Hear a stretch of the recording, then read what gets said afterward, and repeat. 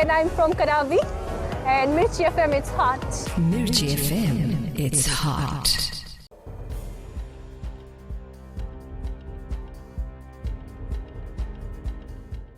Nisambul binaka.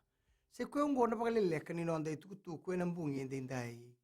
Ena nonda paka namata ni na sot ni Hamilton 7 sana singini mataka. Rumimbi na mona libiliva kina beika eroni bagathora ena non rambula na nonda thorbo erna matataki kenda tugani ena sot ngo tukuno sirili bombo endua kasa matataka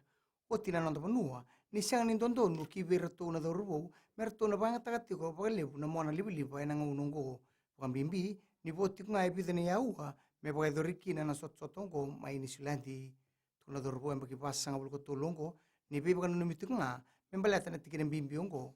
kina raoni kautatani mai na nonra baka nanu na thorbo ena buku ni nonra to baka namata ena imate ningito baka tombu ombombo ebe tomani ke waisele sirevi pilimoni dela sau William Satala ke mari ke bunimbaka ke na sotal na yadrongo ena buku ni kena ndo rawati nganga ena buku ni sot ningito lewe abitu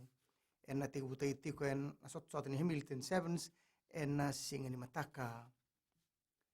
sa te buta kana nonra to en rabi na ministry nimbula ena buku tingani kena wana novi na mateongo na coronavirus kameka koni ado mai ena nonda banua na mateongo ersa lenga otiki na rusa luka lima na linu banua ka totolo sarna kena beito bitiko wambimbi beira na ngole tiko mai na be banua eso me bakati ki China Hong Kong Chabani kena be matani tutele so baga esia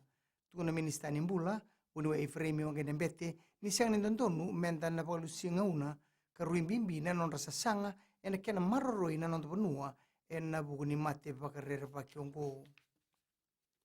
esang ni rawa ndina en si rawa ninda bakatulewa ke baka enda nandambe tonga mai ena non tabiti kutiko endondonu menda na ngole kine be banua ena buku ni kena rongodi na non ranuma na lewe ni banua bona bekai borita kana lilu ni mate ni tu borenge mbani marama ena ngauna ndola bakina na pali ningas ni bulibo ena malata primary school e korbo te lebu kuna bani marama ni tunde na mate ni tungo ena buku ni nonra buki na lewe ni bonu ebiti e kuria ni sianga ni ndua e bakwa ena buku ni beba kature de taki era to bagarotaka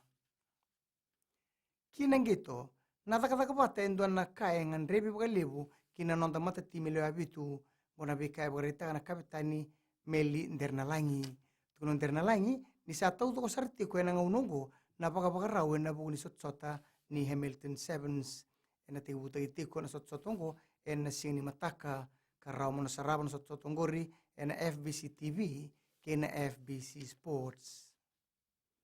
may tabay kiri na Vakaleleka ni noon tukutuku na kena ikuri erano na seman steseni na Radio Fiji 1 kinambula FM ni pagdating binaka.